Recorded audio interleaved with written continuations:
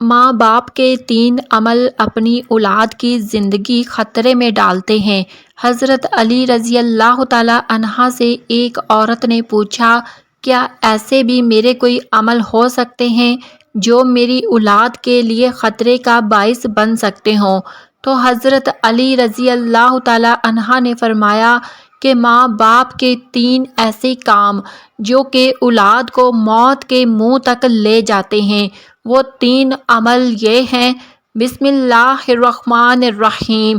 مسلم کی حدیث میں یہ بات روایت ہے کہ حضرت محمد صلی اللہ علیہ وآلہ وسلم نے فرمایا، اگر میں ماں باپ کو اس دنیا میں زندہ پاتا اور اگر میں عشاء کے فرض پڑھ رہا ہوتا اور میرے ماں باپ میں سے کوئی مجھے آواز دیتا تو میں نماز چھوڑ کر انہیں لبیک کہتا۔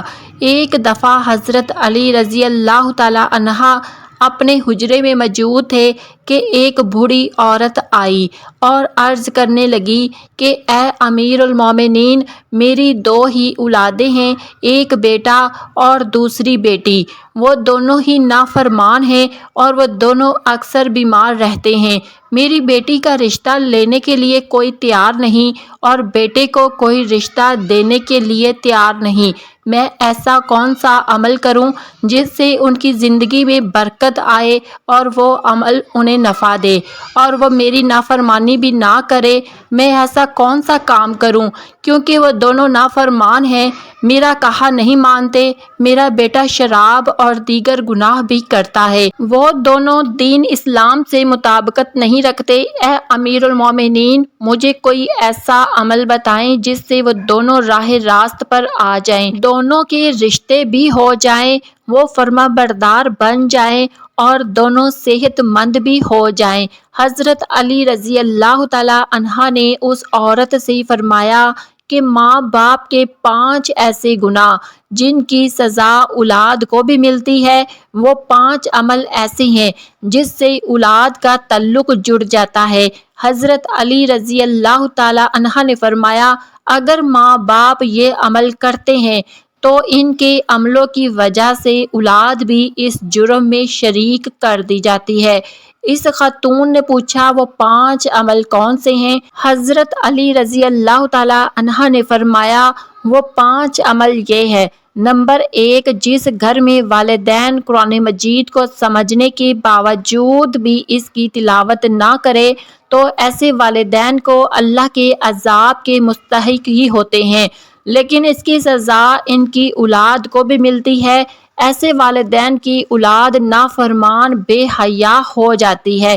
آپ اپنے گھروں میں دیکھیں کہ قرآن مجید جو کہ اللہ تعالیٰ کی آخری کتاب ہے اور محمد مصطفیٰ صلی اللہ علیہ وآلہ وسلم پر نازل ہوئی، جو کہ قیامت تک کے مسلمانوں کے لیے ہدایت کا منبع ہے، لیکن افسوس کہ ہم صرف رمضان میں قرآن کو پڑھتے ہیں یا پھر جب کوئی فوتگی ہو جائے۔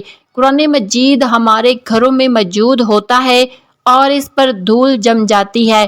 اگر ہم اسے کھول کر پڑھنے کی کوشش نہیں کرتے، ہمیں چاہیے کہ اس مقدس کتاب کی تلاوت کریں تاکہ ہمارے گھروں میں اللہ تعالیٰ رحمتیں اور برکتیں نازل فرماتا رہے۔ جو ماں باپ قرآن کو سمجھنے کے باوجود نہیں پڑھتے، ان کی اولادیں بے حیا اور تنگ دست ہو جاتی ہیں۔ نمبر 2، امیر المومنین حضرت علی رضی اللہ تعالیٰ عنہ نے فرمایا، جس گھر میں ماں باپ روزانہ لڑتے ہیں اور ایک دوسرے کو گالیاں دیتے ہیں، جہاں گالیاں دی جائیں وہاں شیطان ہی ڈیرے ڈالتا ہے، فرشتے نہیں، اور شیطان ان کو ہر وقت بھڑکاتے رہتے ہیں۔ آپ خود سوچیں کہ جس گھر میں ہر وقت شیطان کا بسیرا ہو، فرشتے وہاں نہ آئیں تو ایسا گھر تو جہنم ہی ہوگا، کیونکہ فرشتے تو یہودیوں اور مشرکوں کے گھروں میں نہیں آتے۔ حضور نبی کریم صلی اللہ علیہ وآلہ وسلم کا فرمان اقدس ہے کہ ایک دوسرے کو گالیاں دینا اسلام میں حرام ہے۔ والدین کو دیکھ کر اولاد جوان ہوتی ہے، جیسا طرز عمل والدین کا ہوگا اولاد بھی ویسی ہی ہوگی۔ جن بچوں نے ساری عمر اپنے والدین کو لڑائی جھگڑا کرتے گالیاں دیتے دیکھا تو ایسی اولاد سے والدین کیسی توقع رکھ سکتے ہیں کہ ان کی اولاد فرما بردار ہوگی۔ اس لیے حضرت علی رضی اللہ تعالیٰ عنہ نے فرمایا کہ ماں باپ کو چاہیے کہ دین اسلام میں بات چیت کے جو طریقے بتائے گئے ہیں ان پر عمل کریں تاکہ ان کی اولادوں کو تربیت درست طریقے سے ہو۔ اسی طرح آپ کی اولادیں نافرمان اور بے حیا نہیں ہوں گی۔ اپنے گھروں میں نیکی کی باتیں پھیلائیں، اپنی اولاد کو نیکی کا درس دیں۔ اپنی بیٹیوں کو حضرت فاطمہ الزہرا رضی اللہ تعالیٰ عنہا اور حضرت عائشہ صدیقہ رضی اللہ تعالیٰ عنہا کے واقعات بتایا کریں، ان کے طرز زندگی کے متعلق بتایا کریں تاکہ ہماری بیٹیاں باحیا اور پردے دار ہوں۔ نمبر 3، مولا علی شیر خدا حضرت علی رضی اللہ تعالیٰ عنہ فرماتے ہیں کہ ماں باپ کی بے پردگی کی وجہ سے ان کی اولادوں پر بیماریوں کا حملہ ہوتا ہے۔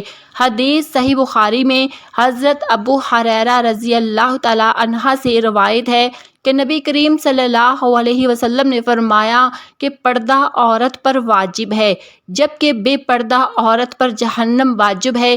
جس گھر میں بے حیائی اور بے پردگی ہوتی ہے تو اللہ کے فرشتے ایسے گھروں میں رہنے والوں کے لیے بد دعا کرتے ہیں اور شیطان ایسے گھروں کو اپنا بسیرا بنا لیتے ہیں۔ جہاں بے پردگی عام ہو اس گھر کی اولادیں بے حیا، نافرمان اور غلط کاموں کا شکار ہو جاتی ہے۔ یہی نہیں بلکہ پریشانیاں اور مصیبتیں ایسی اولاد کا مقدر بنتی ہیں۔ یہ ان کے والدین کی بے پردگی کی وجہ سے ہوتا ہے۔ جس گھر میں بے حیائی ہوتی ہے وہاں اللہ کی برکت اور رحمت نہیں ہوتی۔ ایسے ماں باپ کی اولادیں فتنوں اور بلاؤں سے محفوظ نہیں رہ سکیں گی، کیونکہ اللہ کے فرشتے جو کہ ان فتنوں کو روکتے ہیں وہ تو اس گھر سے چلے جاتے ہیں۔ ایسی اولاد ماں باپ کی نافرمانی کرتی ہے اور ہمیشہ پریشانی میں مبتلا رہتی ہے۔ ماں باپ کو چاہیے کہ وہ پردے کا خاص خیال رکھے تاکہ ان کی اولاد بھی ان کی پیروی کرے۔ آپ نے مشاہدہ کیا ہوگا کہ آپ کے ارد گرد جو ماں باپ پردے کا خیال نہیں رکھتے تو ان کی باتیں زبان زر عام ہوتی ہیں۔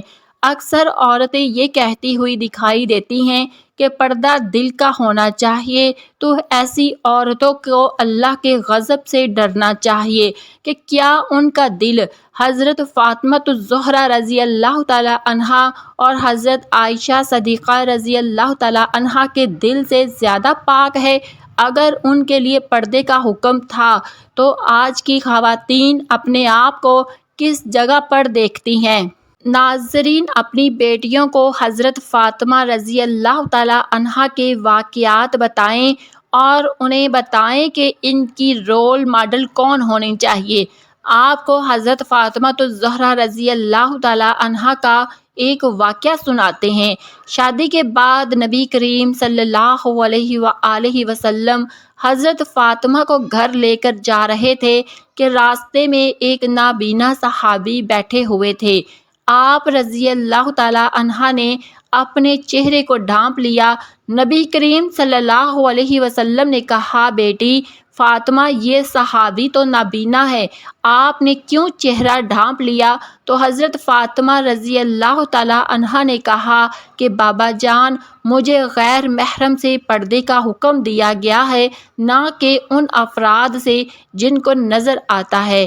ناظرین، یہ یہودیوں کی چال ہے کہ مسلم معاشرے میں جدت کے نام پر بے حیائی کو پروان چڑھایا گیا، لہٰذا اس دور میں جتنا ہو سکے اپنی اولاد کو صحابہ کرام اور اہل بیت کی زندگی کے متعلق بتائیں۔ نمبر 4، حضرت علی رضی اللہ تعالیٰ عنہ نے فرمایا کہ وہ والدین جو کسی دوسرے کی اولاد کے بارے میں برا سوچتے ہوں، انہیں دیکھنا چاہیے کہ اگر وہ دوسرے کی اولاد کے بارے میں برا سوچیں گے تو ان کی اولاد بھی اس برے عمل سے بچ نہیں پائے گی۔ اللہ تعالیٰ ان کی اولادوں کے لیے برا کرتا ہے، کیونکہ اللہ تعالیٰ بڑی رحمان اور رحیم ذات ہے۔ اللہ تعالیٰ ماں باپ سے زیادہ اپنے بندے سے محبت کرتے ہیں۔ اگر تم کسی کی اولاد کو پریشانی میں ڈالو گے تو اللہ تعالیٰ وہی نظریہ تمہاری اولادوں پر مسلط فرما دیتے ہیں، کیونکہ جیسا کرو گے ویسا بھرو گے۔ جیسا تم دوسروں کی اولادوں کے متعلق سوچتے ہو، اللہ تعالیٰ وہی نظریہ دوسروں کے ذہن میں تمہاری اولادوں کے متعلق بنا دیتا ہے۔ جیسا تم کسی کی بیٹی کے بارے میں چاہتے ہو، اللہ تعالیٰ ویسا ہی تمہاری بیٹی کے ساتھ کرتا ہے۔ حدیث پاک کا مفہوم ہے کہ نبی کریم صلی اللہ علیہ وآلہ وسلم کے پاس ایک صحابی آئے اور عرض کی، یا رسول اللہ، فلاں صحابی عورت کو چھپ چھپ کر دیکھتے ہیں۔ تو آپ صلی اللہ علیہ وسلم نے اس صحابی سے فرمایا کہ اس صحابی کو بلا کر لاؤ۔ جب وہ صحابی آپ کی خدمت اقدس میں حاضر ہوئے تو آپ نے اس سے کہا، تم اپنے گھر کی حفاظت کی ذمہ داری چھوڑ گئے ہو کیا؟ صحابی نے جواب دیا، نہیں، میں تو اپنے گھر کی آپ کے فرمان کے مطابق نگہبانی کرتا ہوں۔ آپ صلی اللہ علیہ وسلم نے فرمایا، جاؤ گھر جا کر دیکھو کیا آپ کا گھر محفوظ بھی ہے یا نہیں۔ وہ صحابی جب گھر گئے تو دیکھا کہ اس کے گھر کی ایک دیوار گر چکی ہے۔ وہ صحابی واپس آپ صلی اللہ علیہ وآلہ وسلم کی خدمت میں حاضر ہوئے اور پوچھا، یا رسول اللہ صلی اللہ علیہ وآلہ وسلم، یہ کیا معاملہ ہے؟ تو آپ صلی اللہ علیہ وآلہ وسلم نے فرمایا، اگر تم کسی کی عورت کو دیکھو گے تو اللہ تعالیٰ تمہارے گھر کی دیواریں گرا دے گا۔ دوسروں کی بیٹیوں کو اپنی بیٹیاں سمجھو، ہر بہن کو اپنی بہن سمجھو، تاکہ تمہاری عزتیں بھی محفوظ رہ سکیں۔ نمبر 5، حضرت علی رضی اللہ تعالیٰ عنہ نے فرمایا، جو ماں باپ اپنے گھر میں حلال حرام کا فرق نہیں کرتے ہوں، حرام وہ نہیں کہ حرام جانور کا گوشت کھا لیا جائے یا کوئی حرام چیز کھا لی جائے، یہ تو قطعاً حرام ہے۔ حرام وہ جو حلال کو حرام کر کے کھایا جاتا ہے، کسی دھوکے فراڈ کر کے اس کا حق کھا لیا جائے یا کسی غریب مسکین کا حق کھا لیا جائے تو یہ بھی حرام ہے۔ اگر حرام مال بچوں کو کھلایا جائے تو اولاد نافرمان، بے حیا اور بیماریوں میں مبتلا ہو جاتی ہے۔ آج کل یہ بیماری ہمارے معاشرے میں عام ہو گئی ہے کہ حرام کھانے والے اسے حلال سمجھ کر کھا رہے ہیں۔ اللہ تعالیٰ ہم سب کو رزق حلال کمانے کی توفیق عطا فرمائے، آمین یا رب العالمین۔ ناظرین، ویڈیو کو لازمی لائک کریں اور چینل کو بھی سبسکرائب کر لیں۔ شکریہ۔